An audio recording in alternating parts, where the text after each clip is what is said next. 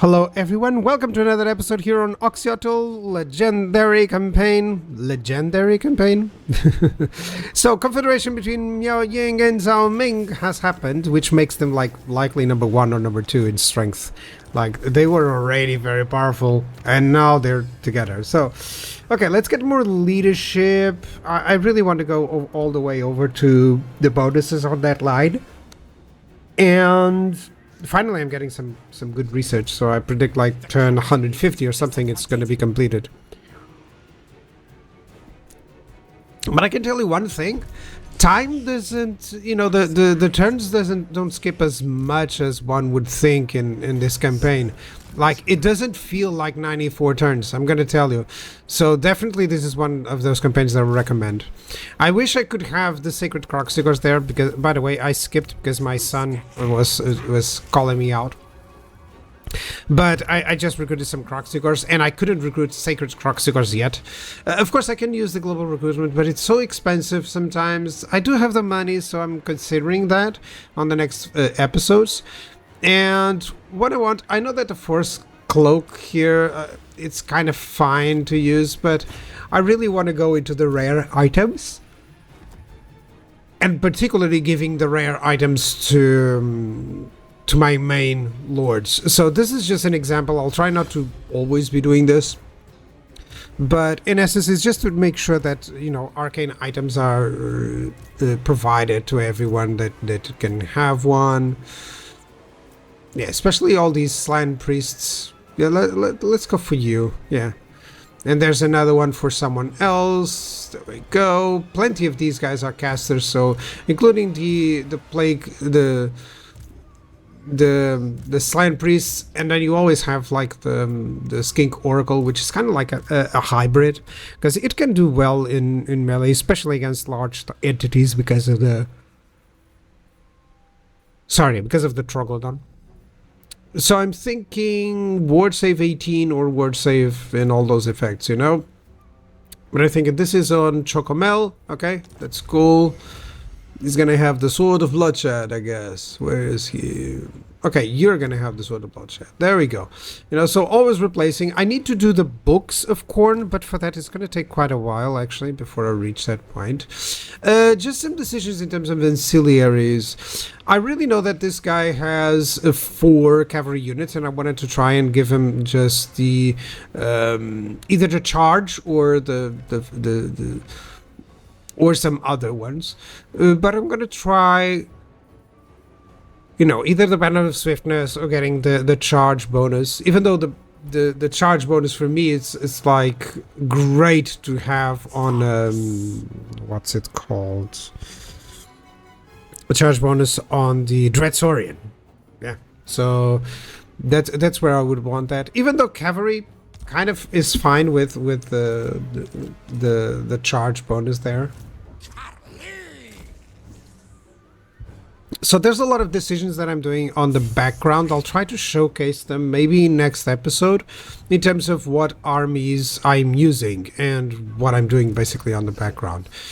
So on my Gorbet campaign, I actually showcased what I was thinking in every turn, and I didn't do it properly. I think I can do this a little bit better, and I'm learning a little bit, but at the same time I wanted to do this campaign and still finish it before they even announce the Slanesh DLC, so or they send out to the trailer. So what I was thinking, I'm gonna go against the Bretonic here. Hopefully I can capture a few places, actually. Like Tlax would be nice. Oh, there's already an army there. Oh, really? Am I going to be delayed for like a turn? I'm gonna reach it too late. Oh. So, as I was saying, I'm trying to see if I can finish this campaign. As at least, even if I mass record it, okay, which has been happening. Like this is episode 20, and it's still before 6.2.2, the hotfix. So you can imagine how, of course I'm having the time to record, and I'm gonna take the opportunity as well to record. And especially on these campaigns, I rather have, you know, some stuff for you guys to watch.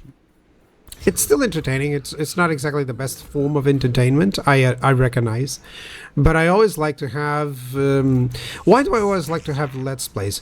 Because they allow me to showcase sometimes in conversations, hey, this is what I was doing at this turn. This is what I was doing at that turn. How many armies did I had? Was I feeling that I needed more armies? Was I feeling that I needed less? You know. So this time I'm actually feeling that I have way too much money and that I need more armies, but I'm not feeling the need for more armies on the battlefield. I'm just doing a tech up, really. I'm just doing a tech up and going slowly, and then literally I'm gonna have troubles in the late game, but that'll be fine. But I'm trying not to get into too many complications, and I can tell you it's been a very smooth campaign. I haven't had any situations where I thought, oh, I'm gonna get attacked and I'm gonna lose that army, or I'm gonna get attacked and I'm gonna need a valiant victory here, you know, or a heroic victory here. So need to build up some units here. Okay, some Pterodon Riders. I really didn't want that ROR here. Maybe I can get some good units here. I wanted some anti-infantry specifically, but I don't have the outpost turns, you know, so that's going to be a problem. Corn also needs to get dealt with, and that is likely one objective. Okay, so we're gonna have a Pyrrhic victory here, but I'm gonna fight a battle. It's gonna be completely different, but the replay is bugged. Oh god, why is the replay bugged? Okay, I'll still show you until the point where it worked, okay? But the reason for that is because of 6.2.2, because it changes balance, and when things are changed from balance, typically replays have something different, you know, have a different outcome. And usually that happens more on sieges. Sorry guys, I was yawning. The reason for that is, well, lack of sleep. Yeah, I have a 2-year-old. Get used to it. If you ever have kids, if you don't have kids, you don't understand it. If you have kids, you're gonna regret every single time that you didn't sleep. You know those days that you go, oh, party all night long? Yeah, no, get to sleep. Don't waste it. It's time that you'll never get back, and you'll want it. But so the plan is to send the gyrocopters to at least, I was thinking I could maybe take out some man-eaters, or drop the bombs and do some damage to a unit of halberds or storm vermin. That worked. That part worked, definitely. But in the...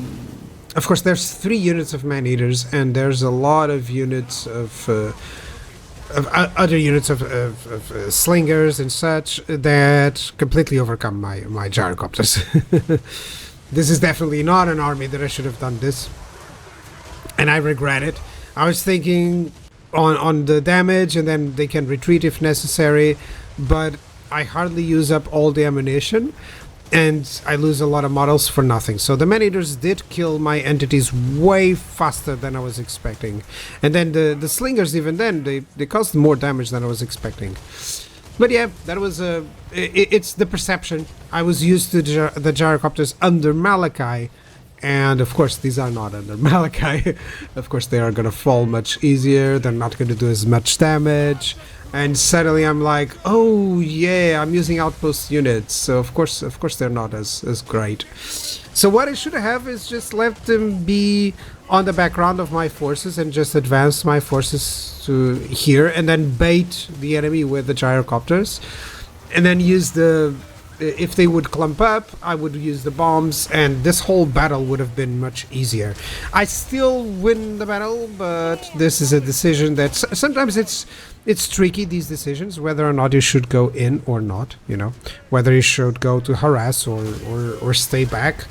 And it's a learning opportunity. Now you can learn, don't go with gyrocopters against man-eaters, because you're gonna lose those. At least 2 gyrocopters. Maybe 4 or 5 you can deal with a couple of man-eaters. But yeah, my gyrocopters are retreating, and actually even just the slingers likely could have done a lot of damage to these guys. But okay, we advance to this area here just to try and have a little bit of a better way to deal with the enemy. And I'm sending my clever girls to the other side because there's like a lot of storm vermin halberds and other halberd units on the other side, other units on the other side, and I thought, well, maybe on this side I can do something. There is a one unit of storm vermin, but there's also a slinger unit and one of his heroes, so maybe I can deal with that. And one thing that you're gonna see is that his heroes are way better. You know, Skaven heroes, they're quite resilient, they're quite strong actually. And compared to my own, you know, because I have caster heroes for the most part, or I have skinks heroes, which are not exactly designed to do that. They're designed to harass, not to take there. So these clever girls just were trying to go on and attack the skirmishes, but I keep forgetting. They are Skaven. They run really fast. I wasn't watching at this part, and it's just embarrassing to see it. But this is something that I wanted to showcase as well. Watch your own replays.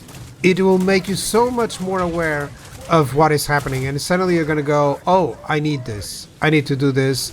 I need to wait on this because I need to pay attention to those units because this happened and I don't want it to happen again. So in this case, I need to pay attention to my cavalry. Even when the front line is coming in, I'll just remember, check the cavalry, see if everything is fine. If not, retreat them, and then check the front line and make decisions. So, here we go. Now, that's skink cohorts with javelins, yes, against storm vermin. The storm vermin are going to chew through my units. But still, I'm just hoping that they'll chew very slowly. You know, maybe they're going to chew through it, but very slowly. This is a good strike. It's a full unit of Skaven slaves. They could be annoying, and it's just completely melted with this.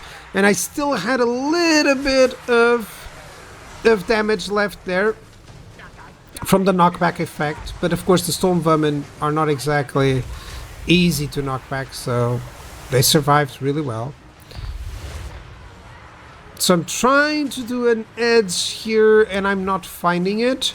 If not mistaken, I was able to destroy one unit of man-eaters, which didn't happen here. So that caused the whole issue here, where he suddenly has a lot more damage output.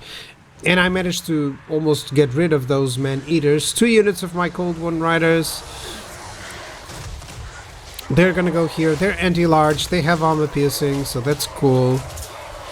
And suddenly this unit of man-eaters, much worse condition. They're fighting a target that really they shouldn't. They're still man-eaters, so they cause a lot of damage. And I'm sending these guys here against the skirmishes, when I should be just hammer and anvil on the front line, because I assumed the front line would be easier to deal with. There was some Skaven slaves, but even this I saw, oh, they're gonna rout very soon, and I stopped firing. I shouldn't. They still had plenty of health left. Sometimes that's the case. They still had a little bit of health left, and they still had plenty of morale left. So one of the deals is, if I make the calculations of who is going to win based on the health, I almost always miss. But if I make the calculations according to the leadership, I almost always do it right. So that's something that I ought to have done. So checking the leadership and realizing, that unit is about to rout. It's routing now, but it did a lot more damage than it needed. And if I had kept the fire on, I would have done so much better on that stuff. So far, only on the left flank the battle didn't occur as it says, and this guy actually died here against these two with the fire. So I don't know. A lot of lords and heroes have been changed, and this is changing the whole aspect of how battles are fought, and that's why, of course, this battle looks a little bit different. It may not look like, but this is about the same. I'm going to spread these chameleon skinks, and this is a point where I am going to win the battle. It doesn't show here because, of course, of how the replay is corrupted. Mainly because, of course, all the changes that were done for the battles. It was a really big patch because it changed a lot in terms of lords and heroes and everything. So they get less knockback. It's a lot of. They have been doing a lot of major balance shifts, such as, for instance, when they did with the splash damage. Just tweaking it so that it is a little bit more rounded number instead of specific numbers for each unit, which was more difficult to balance, I believe. So yeah, that didn't showcase, but look at the outcome. I don't lose a single unit. I did manage to get that Pyrrhic victory, but without losing a single unit, which was my intention, and suddenly it's so much better. So now I have all of these, and I can join the war against Bordelot. Yeah, let's go. Let's check who pays me more. Yeah, I think it's Cult of Sotek, so let's go. There we go, 2,900.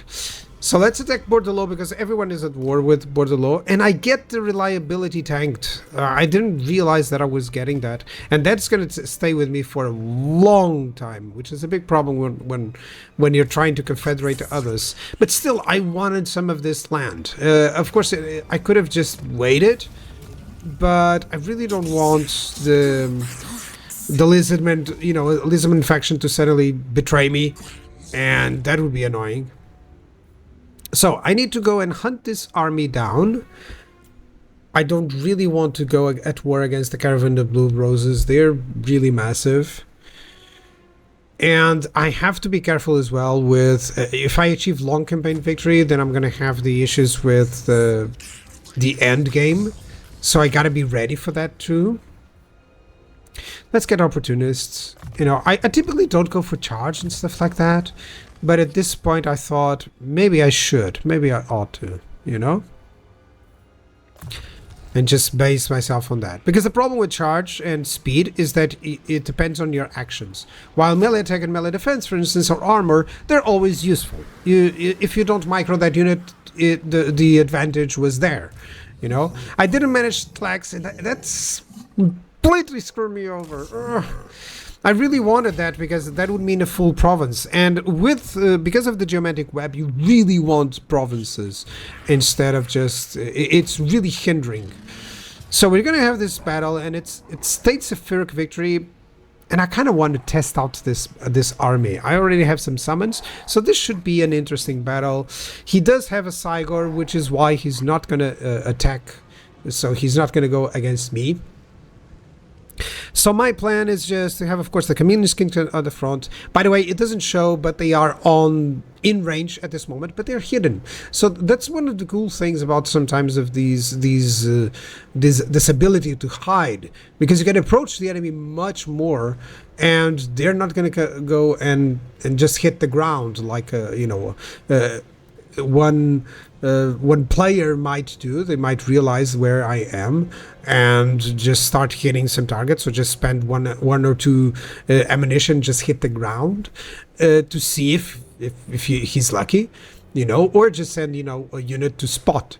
But the AI doesn't do this. In retrospect, I think I should have gone on the other side, but still, I have the summons. I summoned the unit just precisely to see if I could split him up, and I tried to send a fireball. I whiffed. I even hit my own units. That was so embarrassing. I was like, oh my god, I'm so sorry. I'm a rookie. You know, I just learned fireball and I wanted to cast it, and I'm so sorry, guys. Can you imagine this in a real battle and everyone looking at you like, don't do that again, you know? But yeah, the Beastmen, of course, are not gonna stay here. They're just gonna march forward. And that's a nice march to see, honestly. So, missiles, you may think that skirmishes, you know, chameleon skirmishes, they're, I think, are the best skirmishing unit of almost every single Total War game. And why? Because they actually work like skirmishes did. They were resilient against other missile units because they were fast, they could dodge missiles, they had, you know, sometimes small bucklers, and they would cause this harass, they would force the enemy to come to you. Now let's enjoy the battle without commentary, because this is just so beautiful. Here's Charlemagne, the Jebus Lyth. He's going after the Troglodon, which, I mean, it's an anti-infantry monster against an anti-large monster, and he still manages to do a lot of damage, but that's more the monster's the effect. But I'm gonna attack him with my missile units. Some of them are obstructed. I should have moved the Razordon, but they were like, yeah, I mean, they're still armor piercing, so I liked the idea of doing that. And it's still a large entity. I mean, my units should be able to deal with them.